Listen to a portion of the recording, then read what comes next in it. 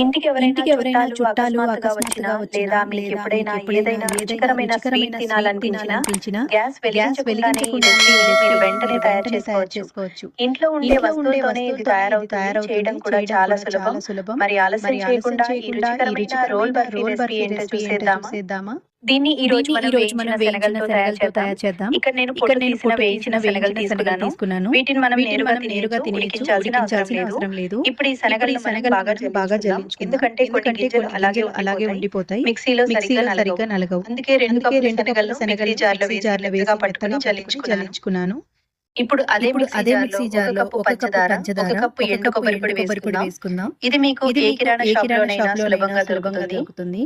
కొన్ని యాలకుల గింజలు వీటన్నిటిని మెత్తగా పౌడర్ లాగా పట్టుకోవాలి. ఇప్పుడు ఈ పౌడర్ కూడా మనం శనగపిండి గిన్నెలోనే వేసి బాగా కలుపుకోవాలి. ఇప్పుడు ఇది ముద్దలా అవ్వటానికి నేను కాచి చల్లార్చిన పాలు తీసుకుంటున్నాను. పాలను నేను మరిగించి చల్లార్చి పెట్టుకున్నాను. దీనికోసం మీరు పచ్చిపాలు అసలు వాడకండి. ఈ పాలు మరి చల్లగా వేడిగాను లేవు. రూమ్ టెంపరేచర్ లో ఉన్నాయి. పాలను కొంచెం ఇలా వేసుకుంటూ మెత్తటి ముద్దలా తయారు చేసుకోవాలి. మనం ఒక కప్పు పాలు తీసుకున్నాం కదా, అందులో సగం కప్పు పాలు మిగిలిపోయాయి. ఇప్పుడు ఈ పిండి ముద్దను మనం స్వీట్ షేప్ లో చేసుకుందాం. నేను దీన్ని రోల్ బర్ఫీలా చేస్తున్నాను. కావాలంటే పేడ లేదా లడ్డు లాగా కూడా చేసుకోవచ్చు.